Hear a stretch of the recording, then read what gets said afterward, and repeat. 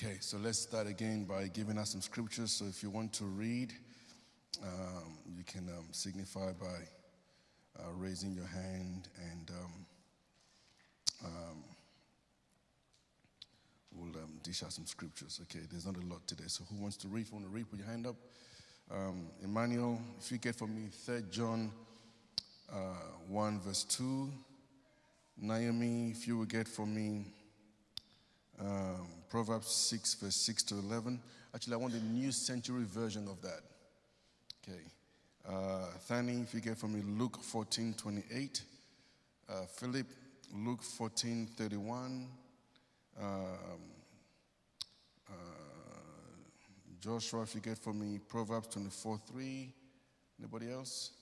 Nazarene, if you get for me Genesis 41:33 to 36. Anybody else? One more.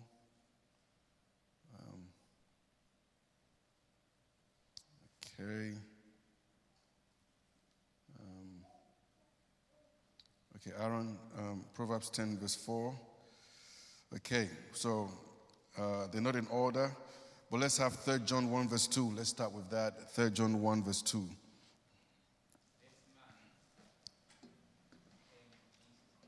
No, 3 John, not Book of John, 3 John.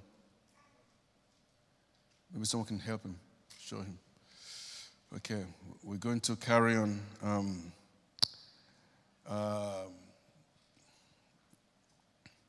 Okay, that's our main text. We can always come back to that. Okay, so let me start with today. We're going to talk about budgeting, and the key to financial success and financial blessing is the ability to forecast, to think, and your financial future, if you'll be successful or not, is highly dependent and will be determined by decisions that you make beforehand, okay? Decisions you make in advance. And so a plan basically is something that you prepare beforehand. And organizations and decisions that are made beforehand based on a desired end result. In other words, what do I want to achieve in the end?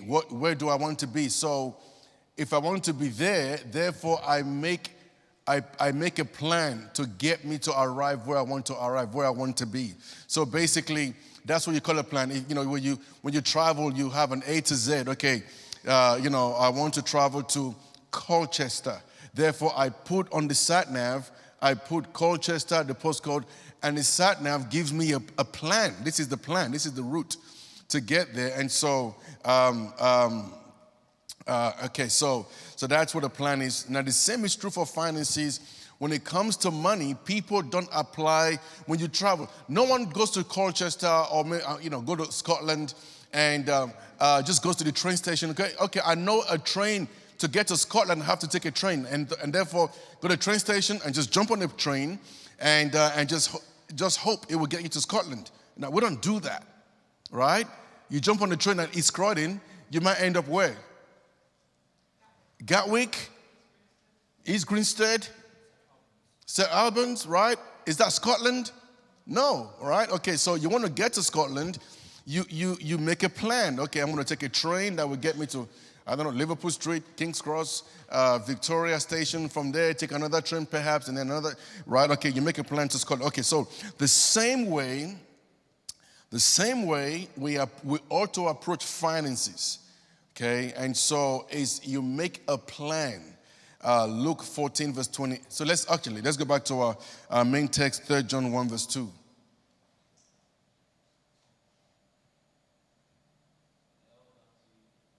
Microphone, guys.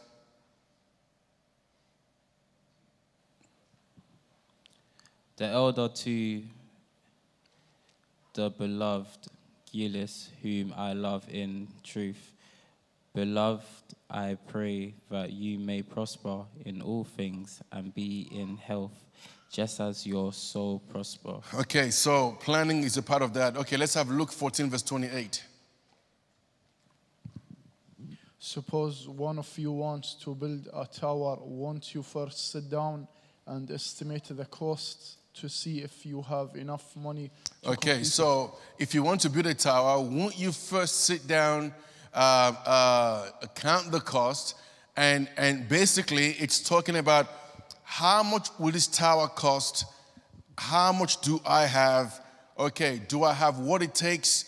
And do I have enough money to make that happen? In other words, is it possible? Can I execute this? Do you have a plan?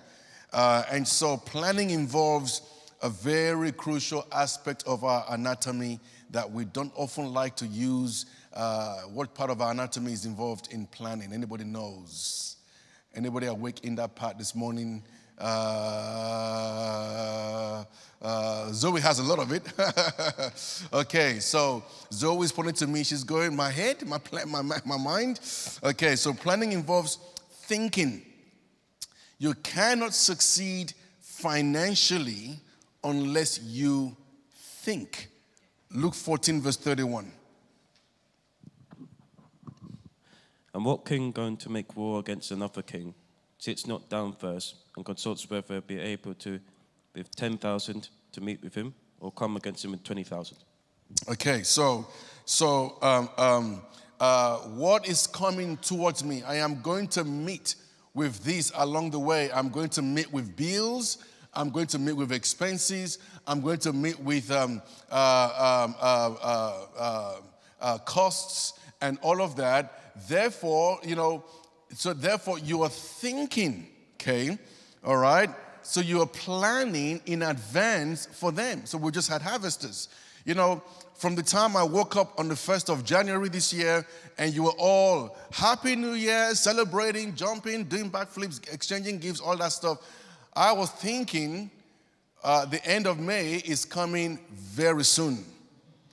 And there are going to be bills, there are going to be, right, hotels, airfares, you name it. And so I'm already thinking ahead of that. Okay, so that is what you call planning. That's what you call thinking, and you make preparations, you make plans for that. And so the biggest mistake people make in finances is they plan to fail. Failure to plan is what? I can't hear you. Planning to fail. Failure to plan is basically planning to fail. And so the biggest mistake people make when it comes to money, the kaching, is the lack planning. They don't have a plan for their money, okay? All right? Some people have a plan for their day. I'm going to wake up, I'm going to do this, then I'm going to do that, then I'm going to do that, then I'm going to do this. They plan their day. Others plan what they're going to wear. Okay, I'm going to wear this. Harvesters Sunday morning, harvesters Wednesday, I'm going to wear that. And then Thursday afternoon, I'm going to wear this. And then Thursday, I'm going to kill them with that. And then Friday night, I'm going to wear that. They plan their wardrobe. I know you ladies, these harvesters, you were thinking about what you're going to wear, even 2 years ago, right? And you were buying the clothes from the shops, and I think most guys just woke up in the morning thinking, what should I wear to harvesters today? Okay, that's not dirty. That doesn't smell too bad. I'll wear that. I know you ladies are planning from weeks. All right. Okay. So most people are responders. All right. Or rather, should I say they are reactionary rather than planners. Right. They are reactors, okay, rather than planners, okay? They react, okay? You hear me? They react, they respond, all right? Okay, so they see advertising, boom, okay? All right? Family and friends, they respond, they react. Emotions, boom, all right? And so, they don't spend their money according to plan. They spend their money according to reactions. All right? Okay? So they don't, let me say it again. They don't spend their money according to plan. They spend their money according to reactions, how they feel. So they're walking by the shop, they see advertisement, oh, woo, and then they turn. Okay, first they look and then they turn, and then like sheep going to the slaughter market, they go and they spend, and then they get home and they go, oh, what did I buy that for? All right, okay, and so, let's be honest, a lot of women buy they buy reactionarily. All right, shoes, purses, clothes. Okay? The women are not saying amen. Only Zoe is being honest in saying amen. All right? They react, they spend reactionarily. And even men also spend, in a reactive way. Okay? They buy, gadgets and, all kinds of things. And so people end up spending money they don't have.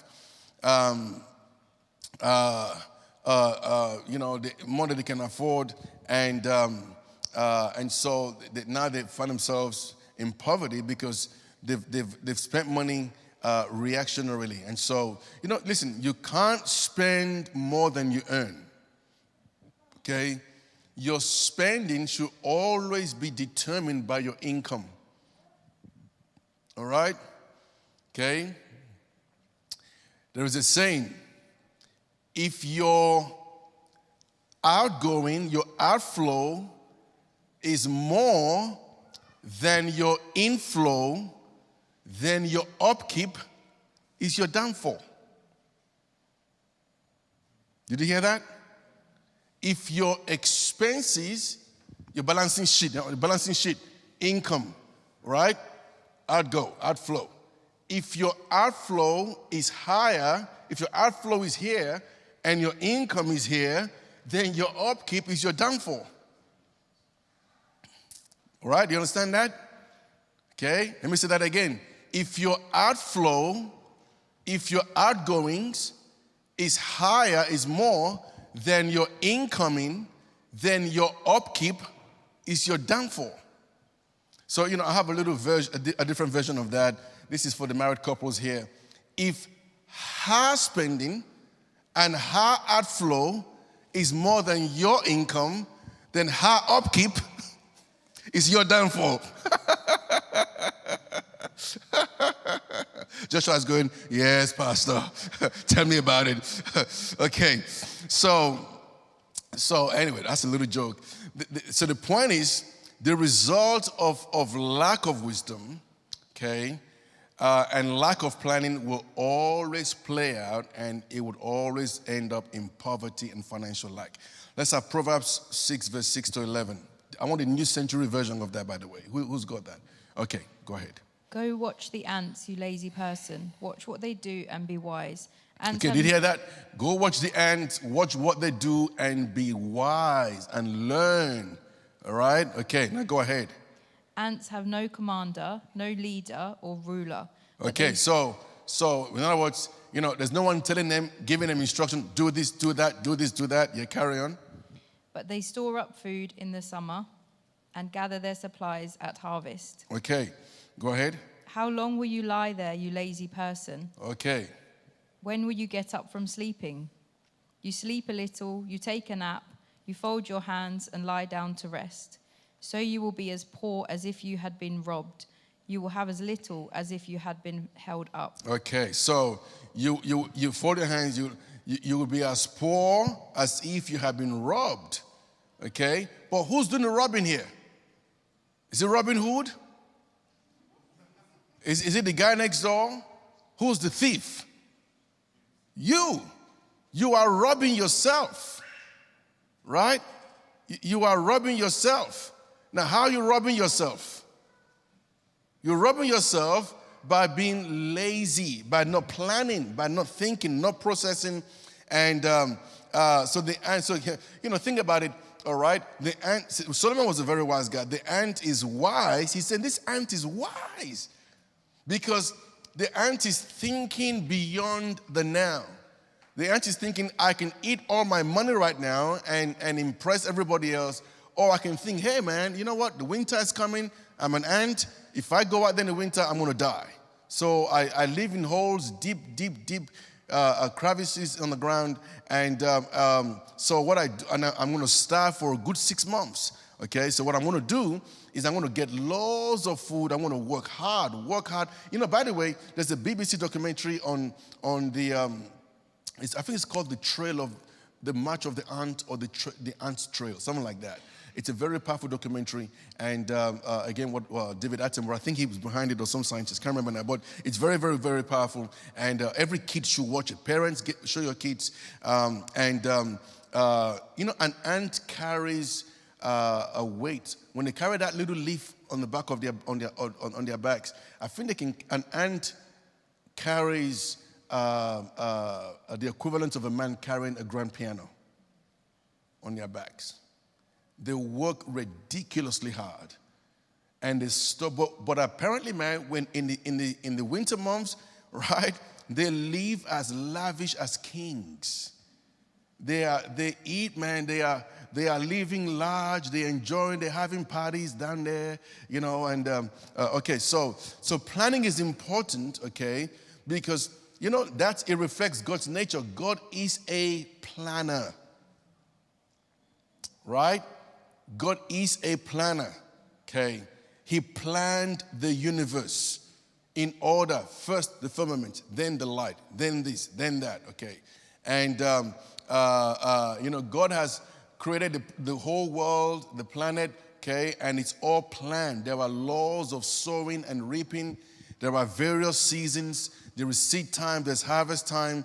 And so God is a planner, all right? And so he's planned all of creation. So you and I, we exhibit his characteristics when we adopt his own method. When we, real quick, what's a budget? Anybody wants to try? What's a budget? Quickly, real quick. I'm sorry? Okay, that is the result, but I want to know what is the definition of a budget. Yes, Aaron? Outlook, very good, yes. Specific amounts allocated to different Allocations, yes. Management, right? Very good. Financial management. You know, every one of us can be, we're all accountants. You don't have to have ACCA, AAT, and all the ATTTS and AAS madness. You can, right? Okay, so a budget is controlling the flow of money. That is called a budget. I am going to control how this will flow, okay? And, you know, back in the day, today they discover money in people's backyards or fields, you know, properties, old properties, and they find them in jars, okay? A lot of that was actually the way they used to budget in those days. They will have jars and have a jar for petrol, well, not petrol, for I don't know, for fruits, a jar for this, a jar for that, a jar for this, a jar for that, and it'll all be labeled, and they'll put money inside, and that's how they budget it. And and then you know, back in the day, everything was coins, and then they began to manufacture paper money, notes. And so paper money notes is now became the predominant way. And so people had envelopes. We used to use envelopes. And each envelope was labeled petrol, tithe, you know, shopping, the missus, the missus number 2, missus number 3. I'm just kidding. And, and so you had a budget, you had all these envelopes, and I'm in trouble now. You had all these envelopes, and you had all of that. So you basically, you budgeted, and you were allocating money to various things, okay? All right?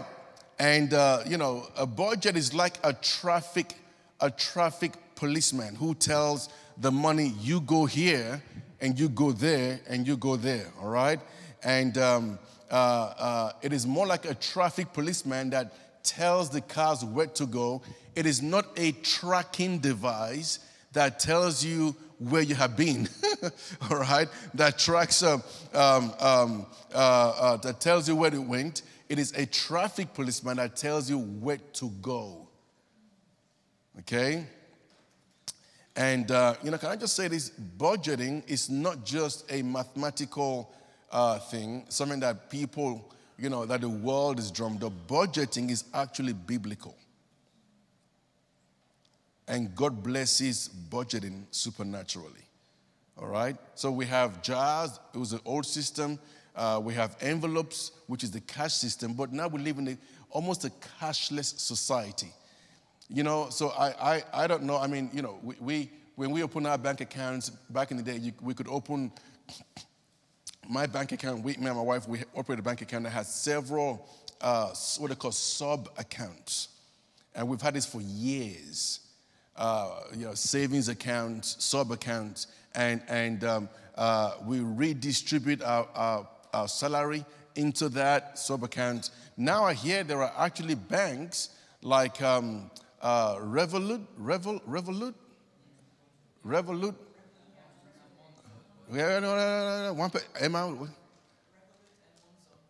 and Monzo. They give you an actual. The pots, they give you pots. And they give you card for each, right? Oh, not plastic cards. Right. For the other ones. Okay, but I've heard of ones where you can actually get cards for each one. They do that now. Okay, so you can get cards. And so you can have your fuel card. When you get to the petrol station, you pay for your fuel. And you put that away. That's your fuel done. And you have a card for your grocery. You go to your grocery, you pay for grocery. And when that runs out, sorry, honey, that's run out now, right? And so basically, you have that. It just helps manage your money. Do you know what I'm saying? And so that's spiritual. Let's have Genesis 41, verse 33 to 36. Genesis 41, 33 to 36. Now therefore let Pharaoh select a discerning and wise man and set him over the land of Egypt. Let Pharaoh do this and let him appoint officers over the land to collect 1/5 of the produce of the land of Egypt in the 7 plentiful years. And let them gather all the food of those good years that are coming and store up grain under the authority of Pharaoh, and let them keep food in the cities. Then that food shall be as a reserve for the land for the 7 years of famine, which shall be in the land of Egypt, that the land may not perish during the famine. Okay, so here is a plan, okay? So they know what's coming ahead. There's going to be 7 fat years now, and then there'll be 7 lean years. Famine is coming, so like the ant, okay? The ant knows winter is coming. Joshua is saying lean years is coming, so let's store. Let's have a budget. Let's plan, okay? And we know that God helped because that plan worked. God helped it. It succeeded. God blessed it. Okay, so let's talk now about making a budget. Let me just quickly tell you this story. My wife, I'm sure she won't mind. When I first got married, I was working a job as an information analyst, and I was earning quite a bit of money. I earned pretty good money. My wife was in university, and she opted to work part-time just so she's not at home. She wanted to be a little bit doing some work. But my salary was well capable of covering all of our expenses. And, but we found that we just got married. Within the first couple of months, by the end of the month, we were on empty, zero. We earned more than all of my age mates, and so, and I'm not exaggerating, in some cases, we actually probably doubled what others were earning, but at the end of the month, we didn't see it. And, a good friend of mine, I told him, and he said, "Wait, listen, again, this is wisdom. You ask people who you know are good with money." So this guy in our church was very good with money. So he sat me and my wife down, and we wrote down Penny's salary. She was working at Mother Care at the time. There you go. That's why it was birthed in her, that baby nursery love. I should have known then. Anyway, so she was working in mother care 1 day a week or 2 days sometimes, 1 or 2 days a week. And she was in university studying, and I was working my job. And so he combined our wage, and we were, you know, if I may be honest with you, can I really be honest with you, right? I think I was making probably the second highest earner in the entire church of Walthamstow at that time. Probably about 400 people. I was earning a lot. I was an information guy. In those days, computer engineers got paid a lot of money. And so we lived in a very nice flat, 2-bedroom flat, paid low rent because another couple in church bought a new house, so we inherited that house and we're paying low rent. We had a very nice car. We were very blessed. And so, but at the end of the month, we didn't see it. So when he sat with us, it was the first time I ever considered what they called a budget. And when I did that, when we went through my wage, went through our expenses, everything, wow. And so in the end, man, every month we had lots of money spread over, and I wasn't. That was my first introduction to budgeting, and since then, my whole life has changed. Okay, so let me go through with you some basic principles of budgeting. This is just generic, but I do offer people some, if you want a one-on-one budgeting talk, you know, I can help you with that. I've since helped lots of couples, pastoring couples, and lots of people as far as their money is concerned, to help them appropriate well and reap the benefit and the fruit and the blessing of it. Okay, so let's talk about this.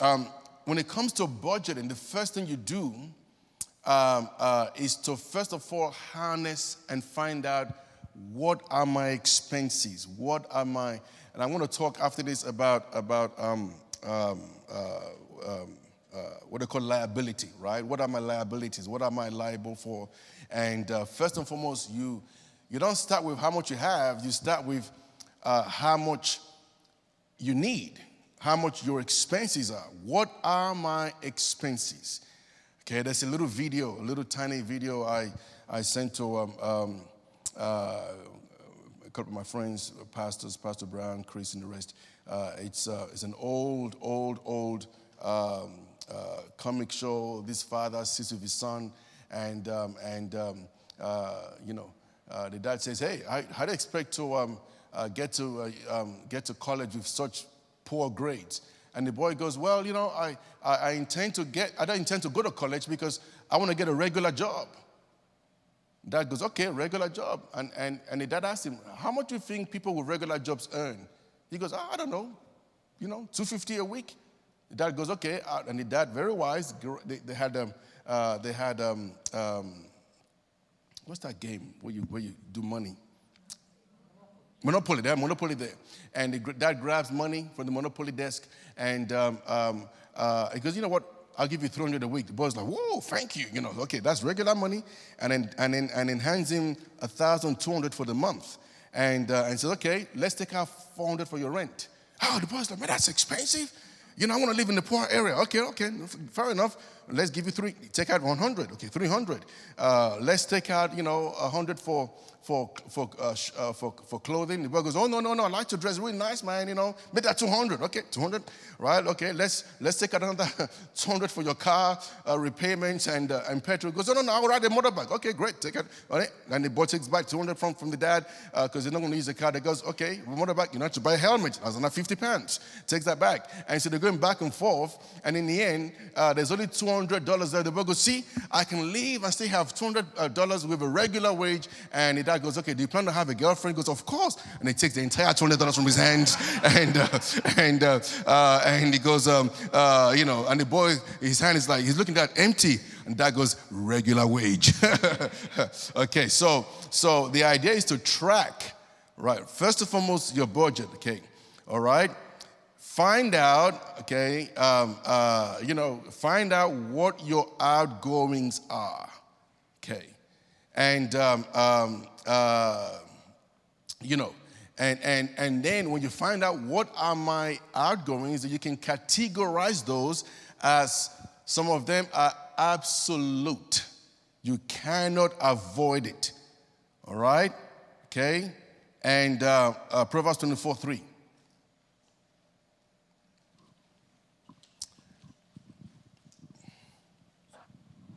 Through wisdom, a house is built, and by understanding, it is established. Okay. And so you find out that there are some things that are absolute. It is absolutely necessary to pay my rent, okay?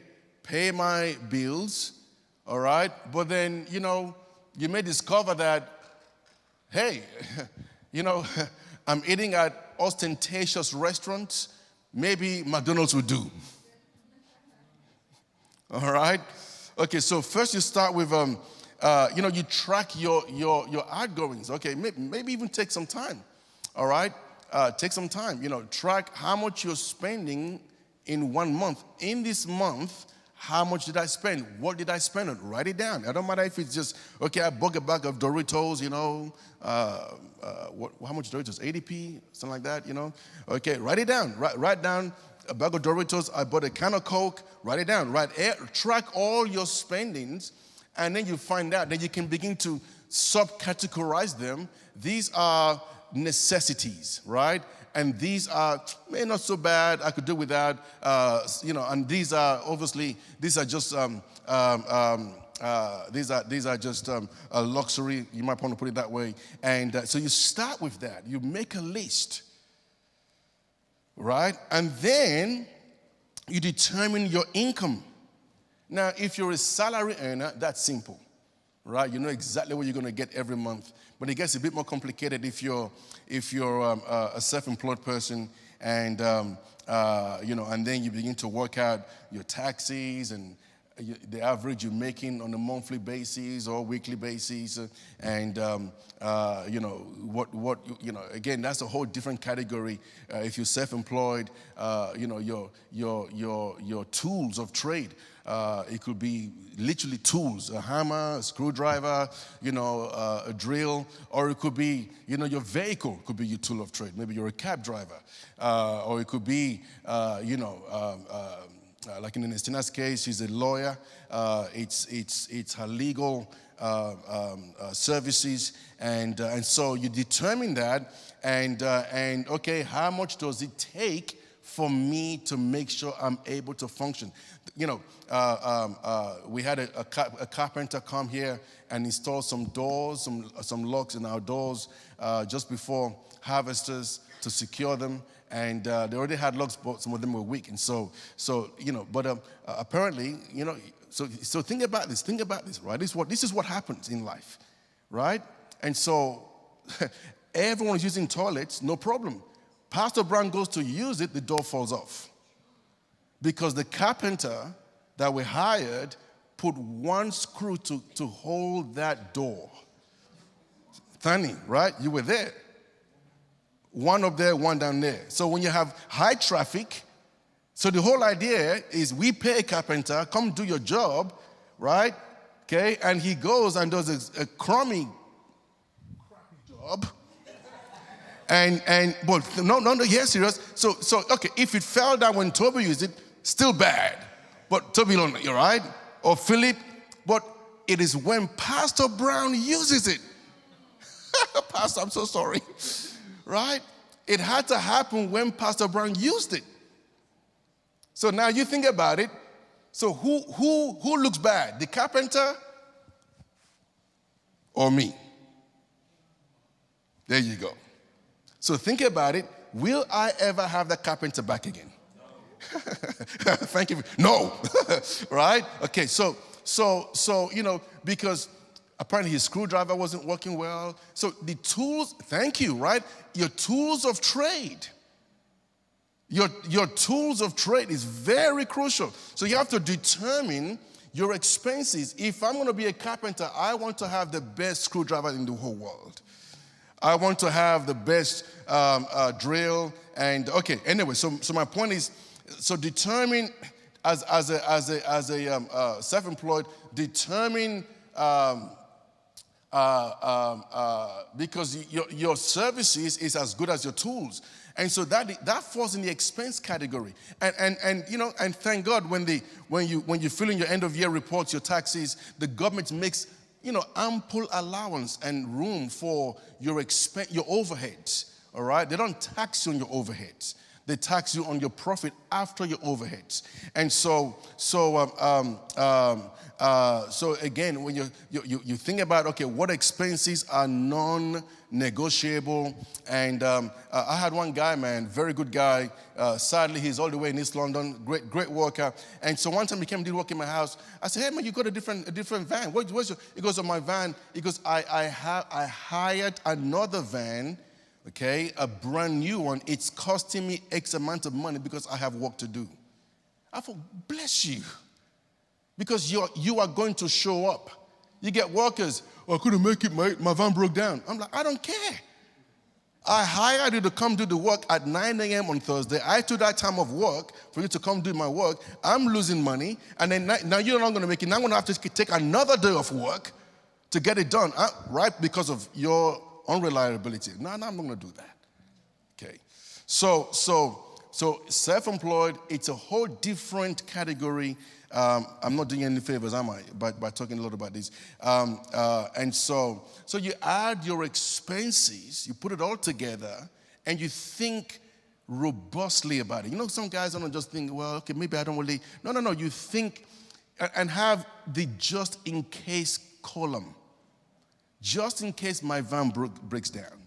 Just in case, I need to get that done. Just in case it rains. Just in case, do I have insurance to cover my tools? Just in case someone steals my drill. And because you want to make yourself absolutely adequate. Right? Because I tell you right now, I am not, that carpenter, he's never coming back here. Done.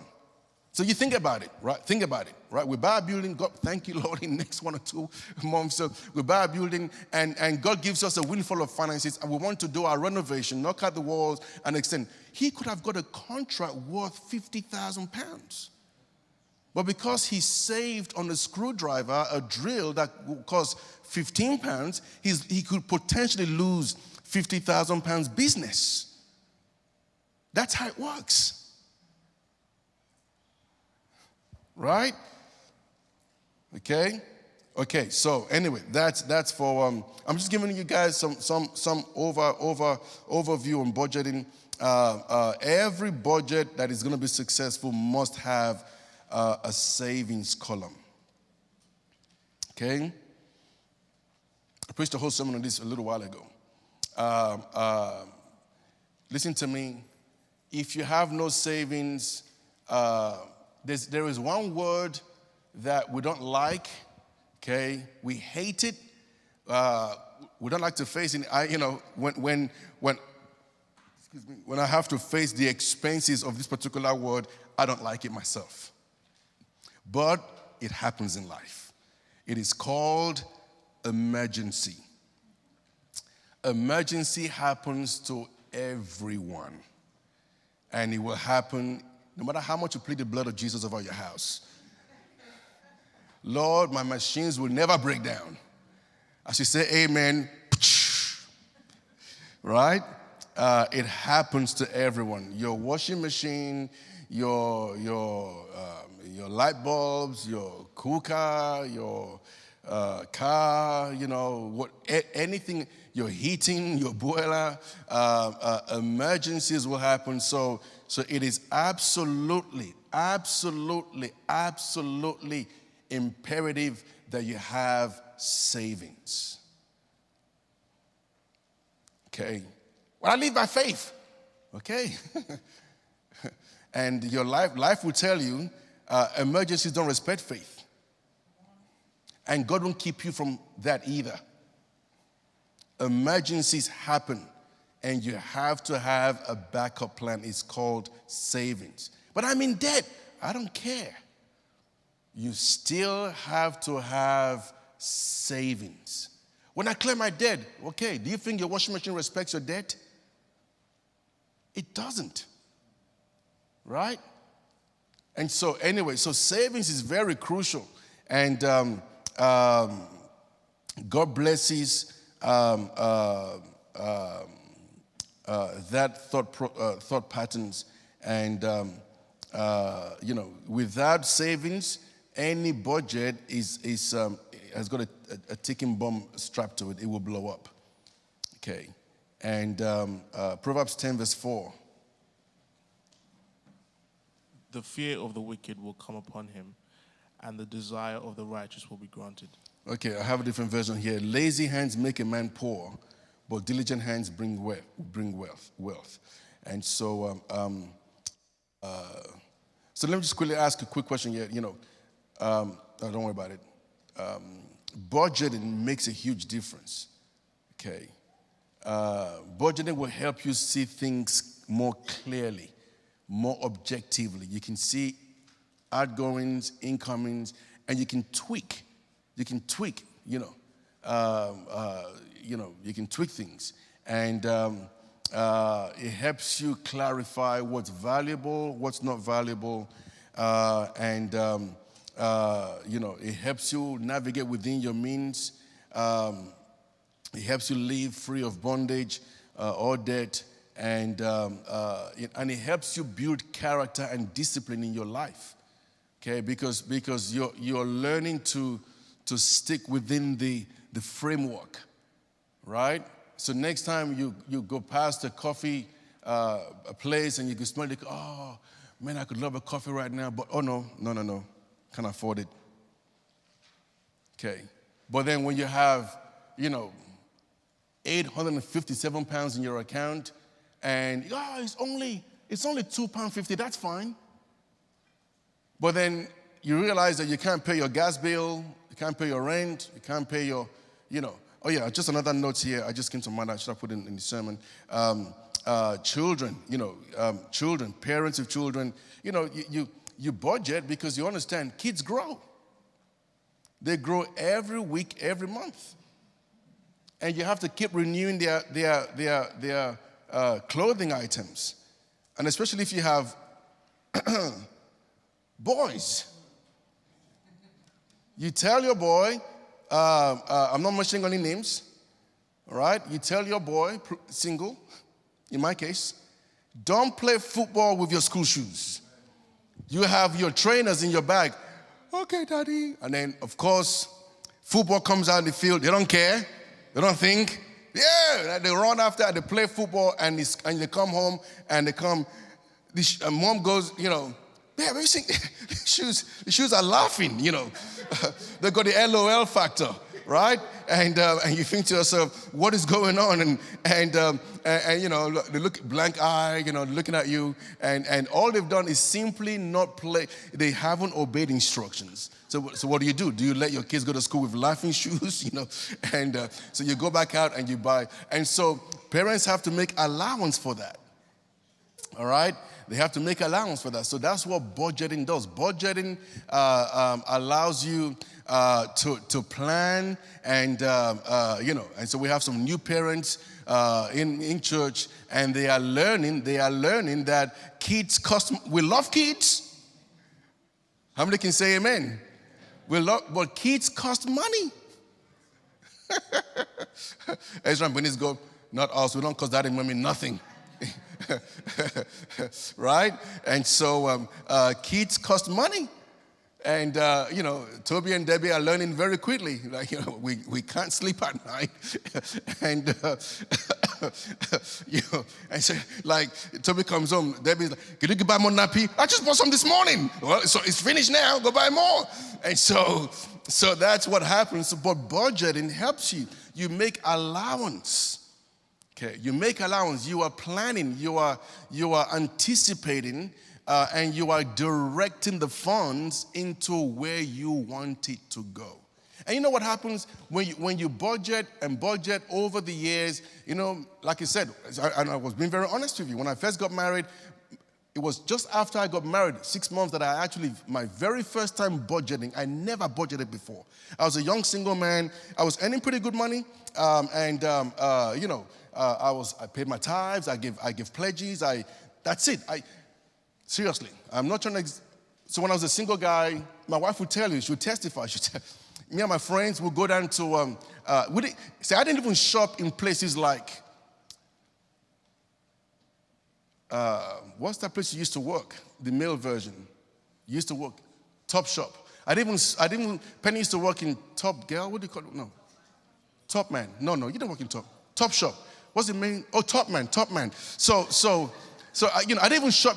Me and my friend used to shop at German Street. I kid you not. I once bought a pair of braces for £150 because I had the money. I did. As a young single guy with money. What do I do with the money? Right? And so I took out an expensive date. That was then. now we go to McDonald's and and honey, you did Big Mac. What happened to cheeseburger? And so, but I was single. I had a lot of money, and so I didn't budget. I didn't even think. Right? And so when we got married, I learned to budget. And you know what? We've always budgeted. We're 30 years married this year. Now it's just second nature. It's part of us. We don't even think. I mean, okay, all right, now it's ingrained. It's our culture. It's what we do. All right? Okay, I'll leave it there. We have just 2 minutes for a couple of questions. Anybody has any question about budgeting real quick? Yes, Debbie. If you budget, and every month you constantly go over your budget, that's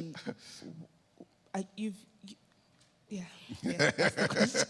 I like that. If you budget, but every month you go over your budget, then you're not really budgeting, right?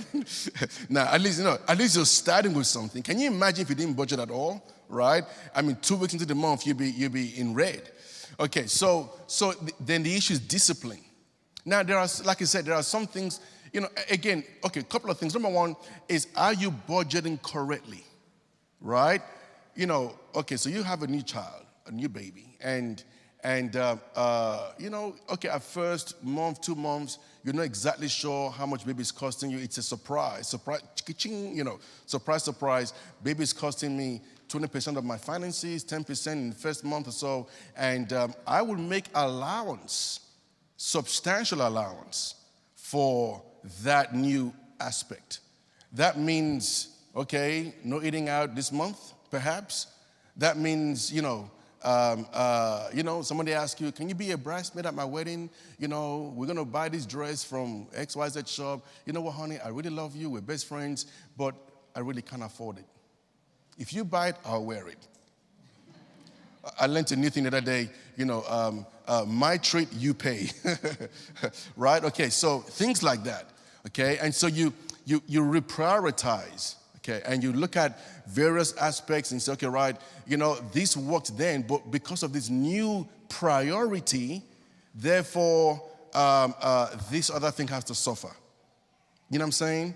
And so, okay, that means no holiday this year. That means, you know what I'm saying? So you reprioritize. So that number 2 is discipline.